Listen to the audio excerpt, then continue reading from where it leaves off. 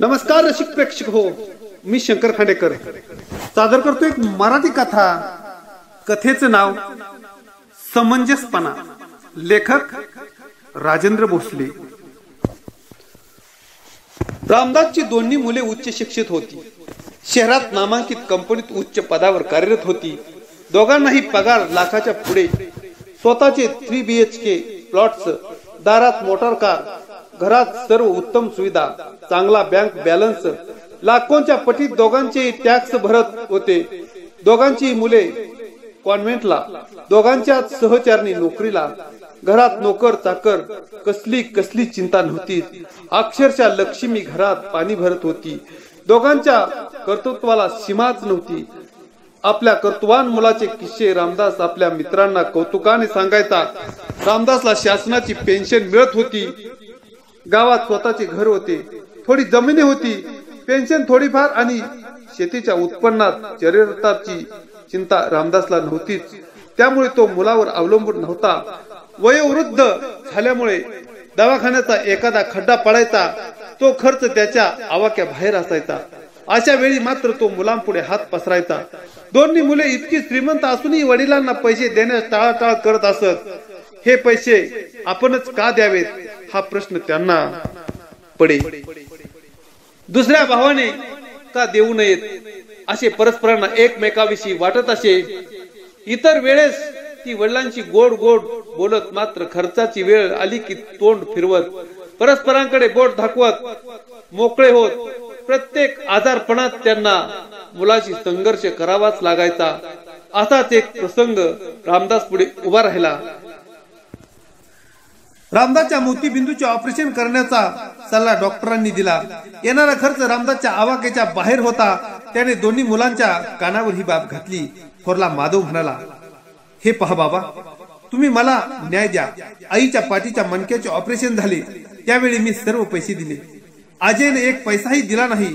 तुम्हाला कवळी बसवली, त्याचेही पैसे मीच भरले. अजयने एक पैसाही दिला नाही. प्रत्येक वेळी तुम्ही मला एकट्याला टार्गेट करत असता तर. अरे थोडा जिभेला लगाम घाल. कसले शब्द वापरतोस? म्हणे टार्गेट. अरे आई वडिलांचे केलेले काढतोस.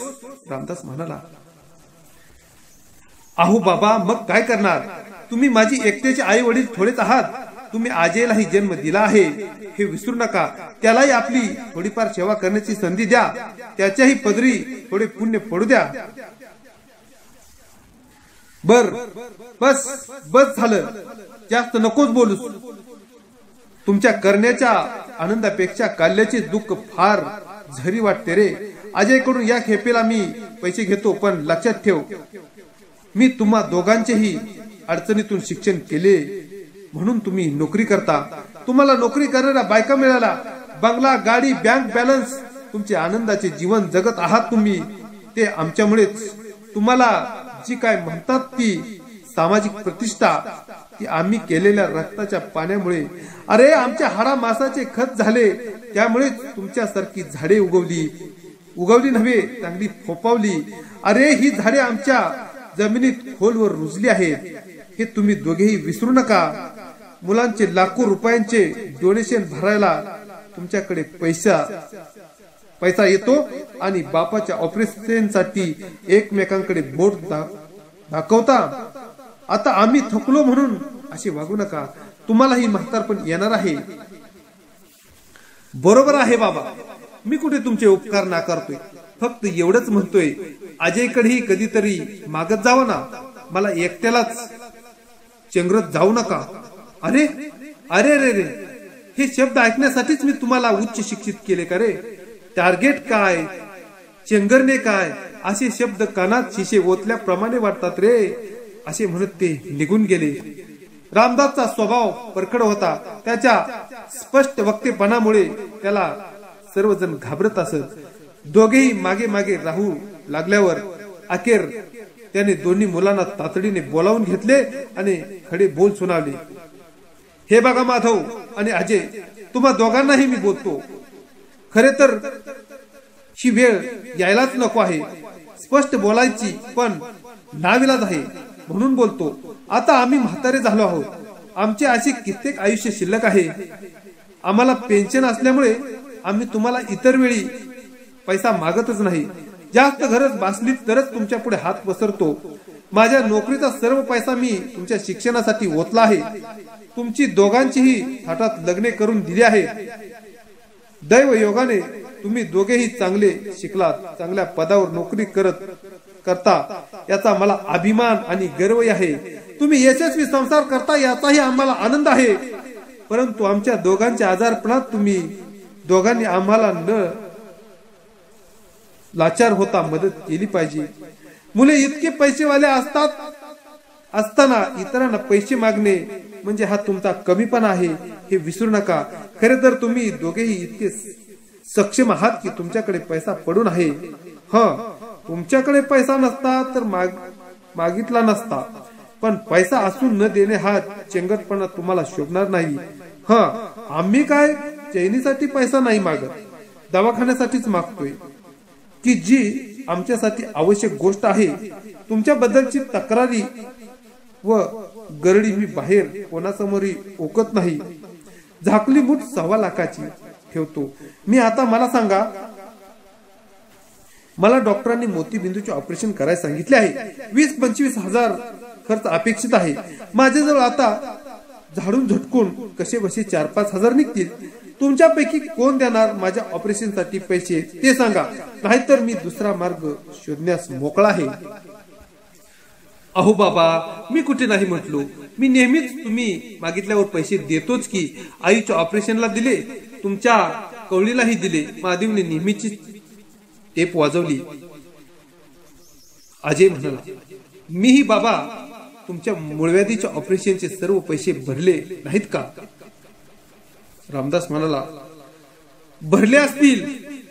तेच किती दिवस काढणार रे?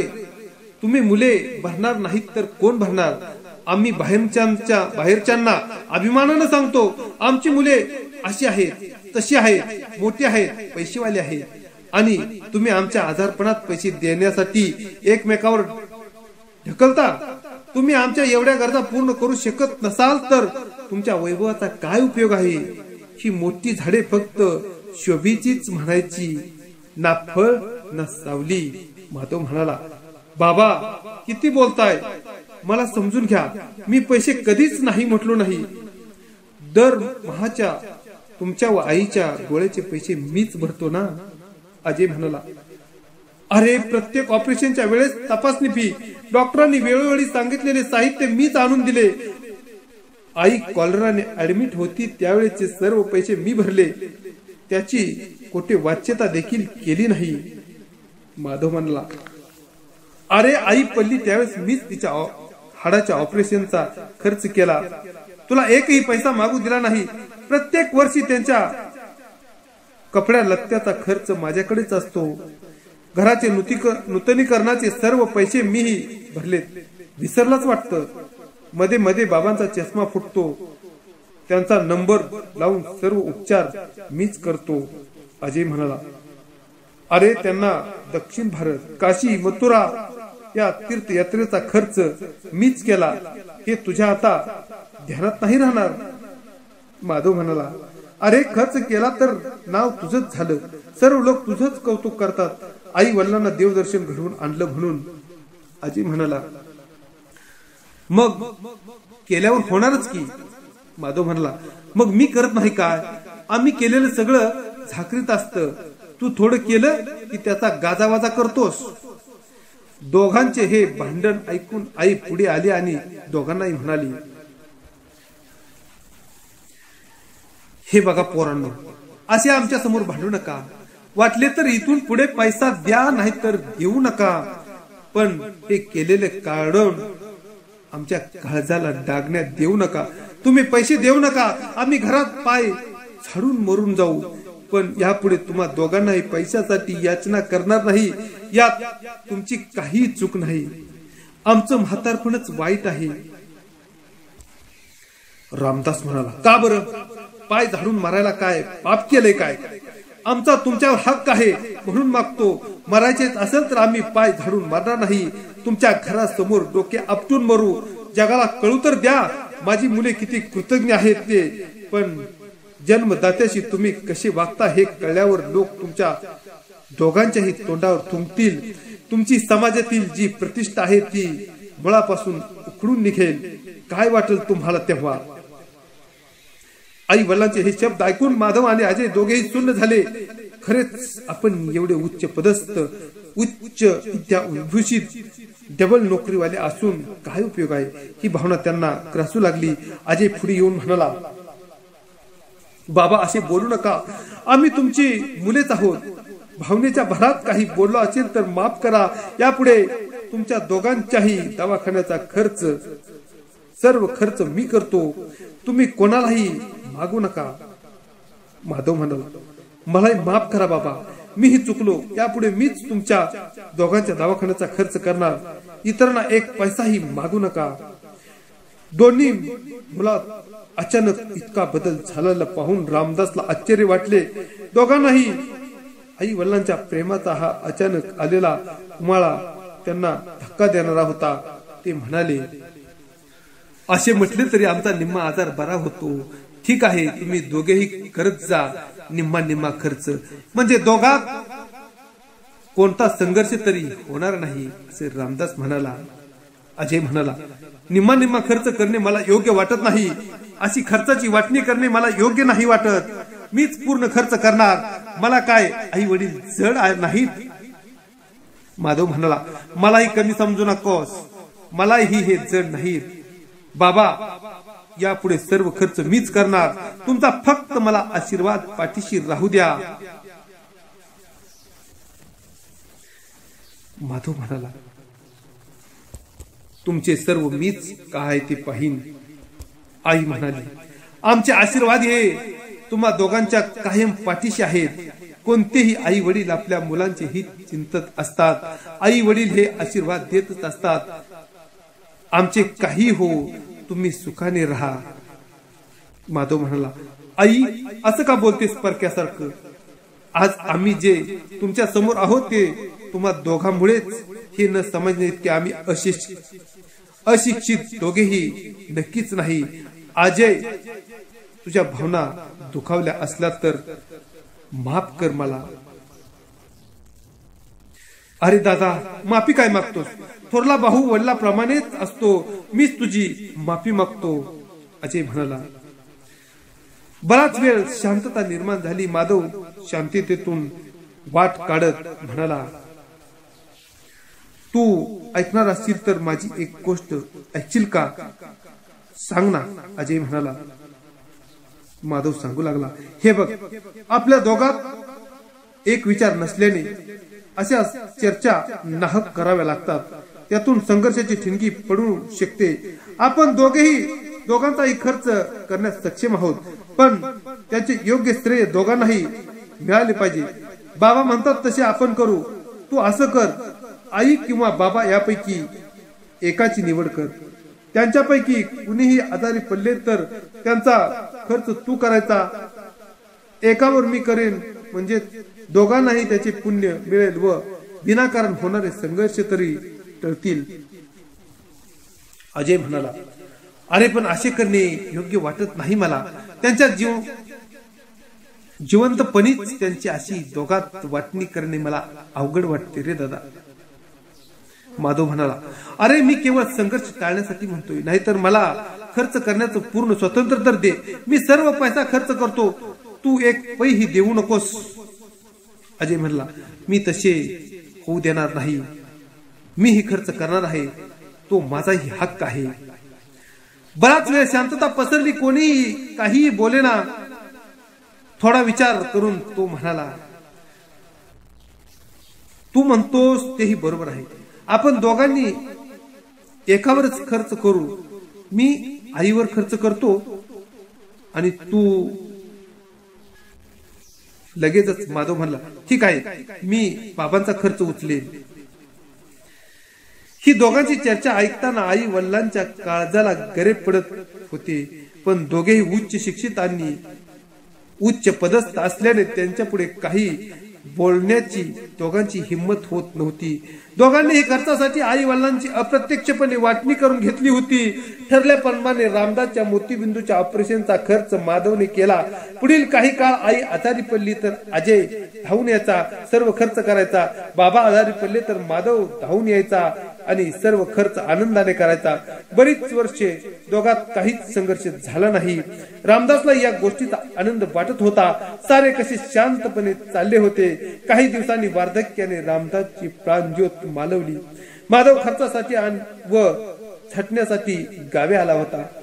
अजय परदेशी दौऱ्यावर असल्यामुळे तो अंत्यविधीसाठी वेळ देऊ शकला नाही. अंत्यविधीचे सोपस्कार माधवने उरकले.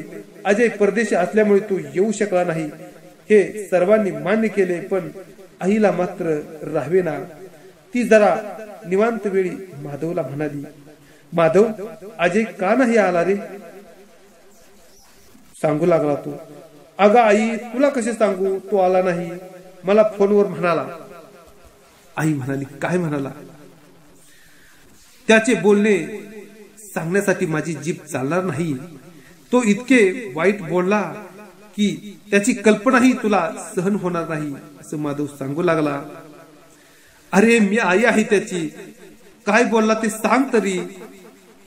रजा मिळाली नाही का? परदेशी असल्यामुळे रिझर्वेशन मिळालं नाही का? सुनबाई आजार आहे का नातू आजार आहे? असे इतके काय महत्वाचे काम आहे त्याला काम लागले आहे की बापाचे अंतिम दर्शन घेण्यासाठी त्याला वेळ मिळाला नाही? माधव सांगू लागला, नाही आई, यातले कोणतेही कारण नाही. मग तो आता येणारच नाही का? उद्या 3रा दिवस आहे, 10वा दिवस आहे. एवढ्या दिवसात त्याला येण्यास जमणार नाही का? अशी कोणती कंपनी आहे की वडिलांच्या अंतिम दर्शनासाठी सुद्धा सोडत नाही? आई, खरे सांगतो, तू उगीच वाट पाहून कष्टी होऊ नकोस. तो येणारच नाही म्हणत होता. मग बापावर नाराज होता का तो? त्याच्याकडून त्याच्यावर काही अन्याय झाला म्हणत होता का? असं त्याचं काय वाईट केलं? अरे मला कळू दे तर रे, नक्की त्याने का न येण्याचा निर्णय घेतलाय? त्याचं कारण? अगं तसं नाही, मी सांगतो ते ऐकल्याशिवाय तू विचारायचं थांबणारच नाहीस. अरे मला खरं कळू दे, मी आई आहे त्याची. आई, तो म्हणत होता. सांग सांग, असे अडखळू नकोस.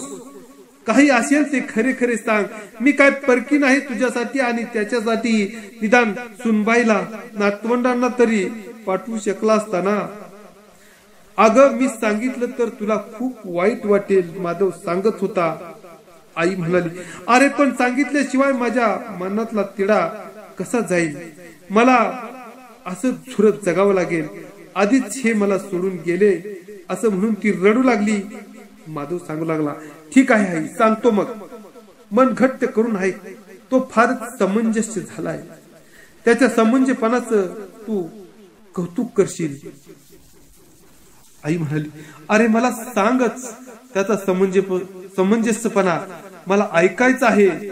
आईचा आवाज कापरा झाला होता. आईची मनस्थिती पाहून माधवला खरे लपवता येईना. आपले मन अधिक खट्ट करत तो म्हणाला, आई, तो म्हणाला, बाबांचा खर्च तू बघतोस. त्याच्या ओठातून शब्द बाहेर पडेना. आई मात्र औत्सुक्यानं म्हणत होती, सांग, पुढे सांग.